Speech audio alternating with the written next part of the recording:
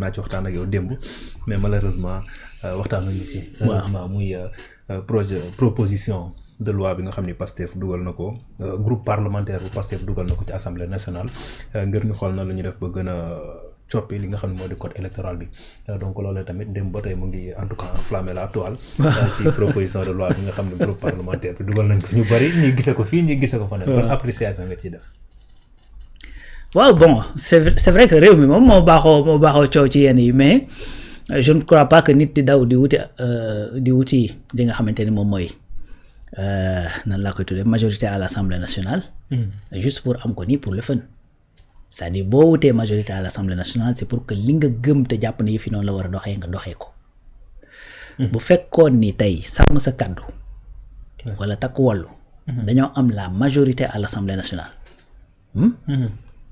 bu Ousmane Sonko bëggee ñu changer lii. pour effectivement ñeneen bokk sax ñoo xamante ni kii wuñ du fa am. waaye léegi moom moo yor majorité. kon kay bu fekkee dafa am loo xamante ni bëgg na ko fa faaw mu am fa parce que li tax sénégalais yi jox ko cette majorité c'est tout simplement pour lui dire mets-toi à l'aise et bosse. d'accord muy benn postulat. kon su fekkee da ngaa yor majorité à l'Assemblée nationale c'est-à-dire mën nga ko da nga ko war di utiliser. Oui, ça doit servir à quelque chose. Tout à fait. muy benn pour te lii mooy l'analyse maanaam la plus moo gën a kii quoi mooy bu ko neexee. Ouais, la plus douce quoi. non bu gën a je veux dire bi moins peut-être scientifique bi moins kii quoi bi moins analytique. Ah d'accord. waaw donc par contre xam nga nit moo baaxoo maanaam buñ nee lu bon sàngam dana ñëw rek nga ni ci diw lay tegu fàtte sa bopp amul ci réew mi koo xamante ni yaa ngi fi yeewoo te am ay ambition politique te mënoo xëy suba jot ak nit mu yóbbu la ci yoon ñu daan la. absolument. waaw. oui dañoo jàpp ne Ousmane dong la mën a dal. man ma juumul lii wax nga ma ko fii. oui. un mois avant. bien sûr. que nga ni ma loi boobu mu ngi ñëw te yàggatul dara. te mu ngi te dafa am sax lu ko téewoon. c'est que man maa dul bëgg di jiitu paaka ci mbaram. encore une fois dafa am lu ko téewoon. te l'avenir nous édifiera parce que comme ma dañ maa léegi am fu ñu ma catalogué. des fois da ngay wax dañuy jàpp ne ay wax ku daanu la. xam nga mais l'avenir nous édifiera. que ni effectivement. lii sax dafa am loo xamante ni moo tax mu yéex ci lu indépendant parce que man damaa bokk ci ñi nga xamante ni dama daan wax naan mais yéen député yi lu ngeen di xaar loolu dama ko yàgg a wax. mais quand j'ai compris certaines choses après dama xam ni effectivement lu ñu waajaloon la sax depuis longtemps mais li ma bëgg a wax léegi nii rek mooy. c'est-à-dire à chaque fois bu ñu dee def dara dañuy jàpp ne loolu par exemple tey bu ñu nee ku diffamé ñu condamné la ci wala ñu condamné la ci n'importe quoi mais du loo xamante ni c'est criminel. ñu wax ne loolu yow génn nga ci bu la neexee nga nekk candidat loolu mun laa teree nekk candidat mais loolu mënut a dal n'importe qui. absolument oui bien sûr. oui. mën nga fi dem par exemple ba à quelques encablures effectivement des élections wala 2 ans wala affaire yooyu des élections mais un maire wala un député wala kenn ñu topp ko ci dara yóbbu ko ci yoon condamné ko. pourquoi rek ñu war a jàpp ne en fait Ousmane dong lay protéger. lii bu ñu ko changé après 2029 du am. donc moo tax encore une fois il faut que ñu xam ni une loi c'est général et c'est impersonnel c'est-à-dire ñëpp la mën a concerner. et que su boobaa dafay régler li nga xamante ni de manière définitive ay dëgg sërëx pour empêcher nit mu bokk man je préfère. même su fekkee dañ koy personnaliser une loi qui permet nit ñi di bokk que une loi boo xamante ni dafay tax nit ñi di bañ a bokk te ku ne xam na ni lii biñ ko ciy dugal. c'est-à-dire ci biir code électoral bi c'était pour empêcher des candidatures. tàmbalee ko ca ka nga xamante ne mooy Khalifa dem ci Karim Wade ba ci mu rogalaat ba ci voilà ba ci Barthélémy Diaz rogalaat ba ci ki nga xamante ne moom mooy Ousmane Sonko. lii mooy li am c'est-à-dire tey ku jóg nag quelle que soit la raison bi tax nga jóg di ko def su fekkee da ngay tinki loolu ngir ay nit mën a bokk mais yow yaa ma gënal ki nga xamante ne dafay xañ ay nit ñu bokk. parce que tout simplement bëggut a participer ak ñoom. absolument oui. muy deuxième postulat. donc. troisième postulat mooy. loi buñ ko bàyyee nii kan lay empêcher mu bokk. buñ ko bàyyee. waaw. ñu bari seen xel ci Ousmane Sonko la dem de. ci naka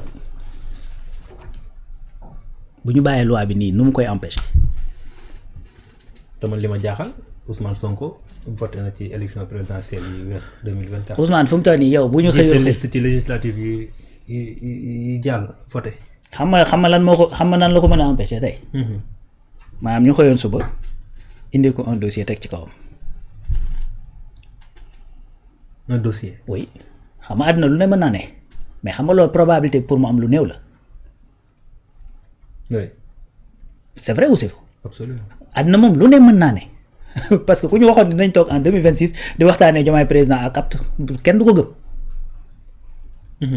waaye xam nga pour mu probabilité pour loolu am xam nga ni lu néew a néew la ndax fii ci réew mi moom empêché fa Ousmane wala di jéem a jël yenn di ko teg ci kaw moom mooy xaru politique. mais ñu bari ci dossier bi ñu ko andiloon. non maa ngi ñëw foofu lañ koy maa ngi ñëw li tax may wax loolu mooy. c'est-à-dire bu amul lu bees. cette loi mënu koo empêcher parce que li 2024 dafa weesu parce que loi d'amnistie da koo faxas c'est-à-dire ça n'existe plus loolu la nit ñi di fàtte c'est-à-dire ñu wax ko des suñu mémoire. donc pourquoi ñu insister foofu ba tey ñu bari dañuy insister bu ñuy wax Ousmane Sonko du bokk ci loolu la ñuy insister ba tey. waaw non ko loi d'amnistie bi comme ni nga ko waxee dàq na ko. waaw ci ñu koy wax ma réew moom ku neex wax lu la neex. réew mi dafa neex. waaw réew mi moom dafa neex ku neex wax lu la neex. mais li wér te wóor mooy que ni fii moom ñëpp yeewu dañu suba teel gis Ousmane Sonko sol dara am ju weex taal dugg ci urne bi voté. toog nañ fii gis pendant 21 jours Ousmane di war ay otoom di wër réew mi di campagne nekk tête de liste ñu gis ko jour ba ñuy installé assemblée nationale mu dugg ci otoom dem ba assemblée nationale pour yóbbu la lettre bu muy suspendre son mandat. gis nañ ko gis ñu ko. waaw ku mënta nekk électeur nekkoo candidat nooy nekkee député. vraiment. mais nañu waxante dëgg. te loolu fekk na yëf yi am di. fekk na waaw donc ñu créer ko dossier rek moom mooy. c'est-à-dire loolu. te loolu pour mu am vraiment loo xamante ne la bu amoon xëy na ñu bari peut-être du leen bett ak yu demee noonu mais man sax gëw ma ni loolu moom dana ci am ak yu demee noonu. ce que je veux dire mooy. gis nga tey candidature Ousmane Sonko en 2029. c'est-à-dire ku bëgg a noppalu da ngay dem nekk ci li nga war a nekk te bàyyi débat boobu ku bëgg a noppalu. parce que tey même bu ñu demoon par extraordinaire. ba defar dossier bii may wax tey bu député yi croiser woon les bras bañ a dugal loi bi ñu bañ a dugal loi bi. waaw croiser les bras. ba ñu jékki-jékki daal ne wéy léegi dañuy créer ay dossiers bu ñu créer dossier ba pare nga foog ne assemblée tamit mënuñu dugalaat loi bi. bien sûr. kon majorité.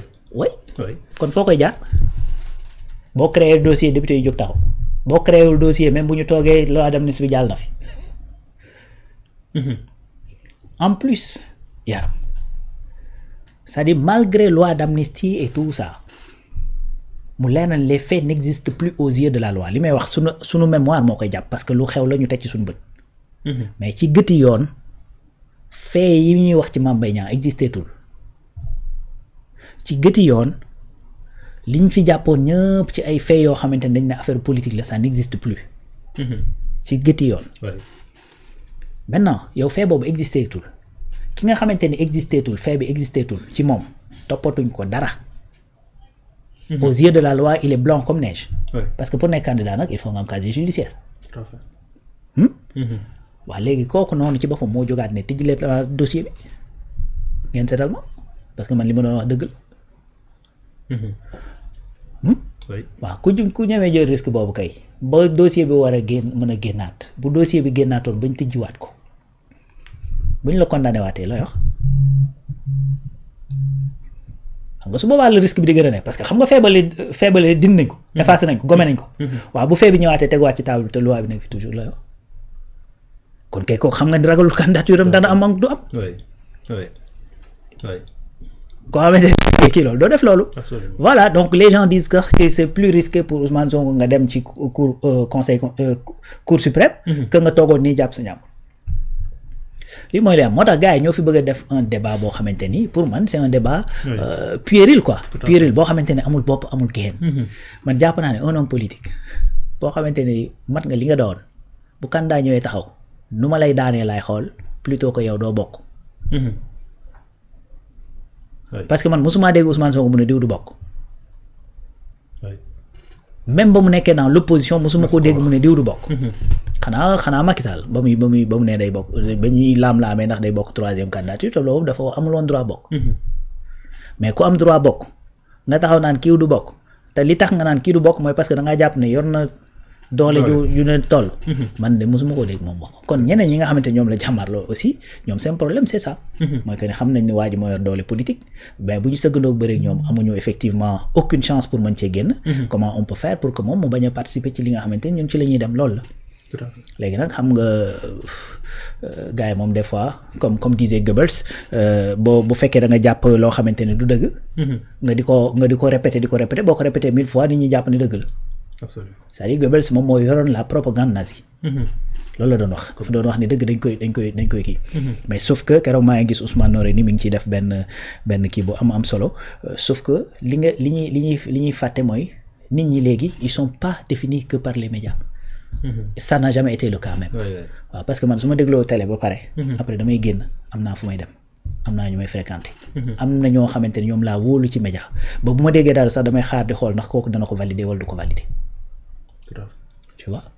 moo tax gars yi stratégie yi ñu nekk di développer parfois. di ko indi ci politique bi c'est des stratégies qui sont obsolètes. parce que léegi xam ak informer wu moo jafeetul. dafa am sax plénitude d'info. benn affaire day xew. yaa ngi dégg. ci si presque ñëpp dañ ko yëg. da ngay gis conseil constitutionnel day joxe une décision. 30 minutes après da ngay gis koo xamante ne day leer ni du juriste. tweeté na wala mu dóor post sur Facebook expliquer la exactement li waaj wax. parce que gis na benn borom xam-xam bu ko wax fële. gis na effectivement benn outil IA boo xamante ne mën na ko poser la question mën ko expliquer à peu près qu'est-ce qui se passe ak yu demee noonu. moo tax léegi dafa am yoo xamante ne boo ko dee jéem a dérouler c'est-à-dire yow yaay da ngay dem ba daj coono. goo xamante ne c'est peine perdue. tout à fait waaw c'est peine perdue. man pour man nañu bàyyi 2029 jot. gaa yi sëgg bëre. ñu tijju ko. mu sa mboxloo ku wóolu sa bopp. lañ doon wax en 92 duma ku mën sa morom duma. waaw jàkka jaa ngi noonu ku bëgg noonu. ku mën na noonu. mais comment avez-vous trouvé la décision bi nga xam ni le groupe parlementaire de Pastef jël na ko jël seen engagement dem déposer une proposition de loi boo xam ni le président annoncé woon na ci yenn ponk yoo xam ne bëggoon na ko dugal ci premier trimestre. soo amee un groupe parlementaire bu tudd Pastef les patriotes. boo xamante ni mënta protéger le président du parti Pastef les patriotes mënta protéger les intérêts yi nga xamante ñooy intérêt réew mi je vois pas à quoi ça sert. oui. bu fekkee Ousmane dafa jël wër réew mi yëpp ngir fal 130 députés ngir àndandoog 130 députés boog falu 130 députés yooyu falu nekk à l'Assemblée nationale. am loo xamante ne mën naa menacer Ousmane Sonko même bu dee politiquement te jóguñu taxaw def barrage je sais pas à quoi ça sert. L'Assemblée nationale Makhtar. C'est le lieu par essence du débat politique. Assemblée de boo fa xëyee suba ba ngoon da ngay xëy di politique. est-ce que xam nga loolu. gis nga gars yi ñooy jàpp daan la woy na député yi liggéey te bàyyi politique bi. xam nga luy liggéey député mooy politique. pourquoi may wax loolu gis nga tey boo jëlee ce qu'on appelle la fenêtre d'Overton. fenêtre d'Overton moo lay wax nan la une idée di évoluer dans la société nekk lu tabou ba mën a nekk loo xamante ne dañ koy légaliser. nekk loo xamante ni kenn ñemeew koo waxtaan. dem ba peut-être ñu jël ko dugal ko ci loi am na des choses yoo xamante ni tey boo demee dans la société. Occidental tolloon nañ jamono joo xamante ni boo nee jigéen daa war a voter dañ naan la saa yow lu nekk sa bopp bi. dem nañu dem ba daal di koy loolu c'est-à-dire loolu pour faire simple loolu mooy fenêtre d'Overton. gis nga dernière étape bi. c'est ce qu'on appelle l'étape politique. xam nga qu'est-ce qu'on appelle l'étape politique. mooy bu ci assemblée nationale duggee ba ñu war a légiférer kon kay assemblée nationale par essence day politique. une loi bu ñuy voter pour mu dugg ci code pénal. c'est de la politique.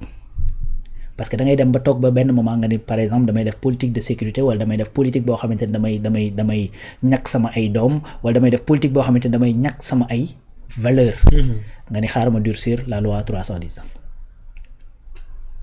daal di koy pénaliser yokk li nga xamante ne moom mooy daan yi. absolument tu vois.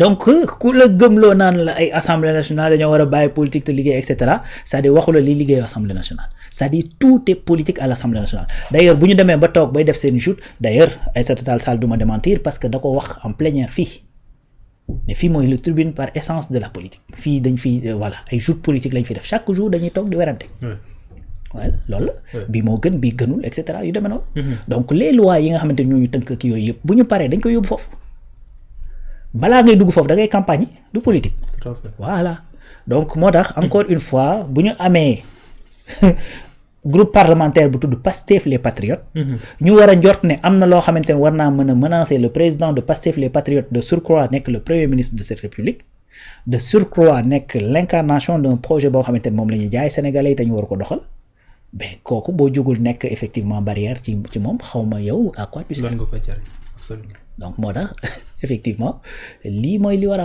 am ñoo neen bu ñu fa nekkoon def pareil keroog bañ fa nekkee ne loi d'amnistie duñ ko def ak danañ ko def ak et cetera yu demee noonu ba nga xamante ne Pape Diop basculé na dem ca majorité présidentielle ba ñooñu am benn majorité ben lañ fa bëggoon ñoom mun ñu ko am te après loi d'amnistie bi problème la créé ñi tout à fait c'est ça absolument donc je suis d'accord avec vous waaw oui donc en tout cas am na solo mu doon benn proposition de loi boo xam ni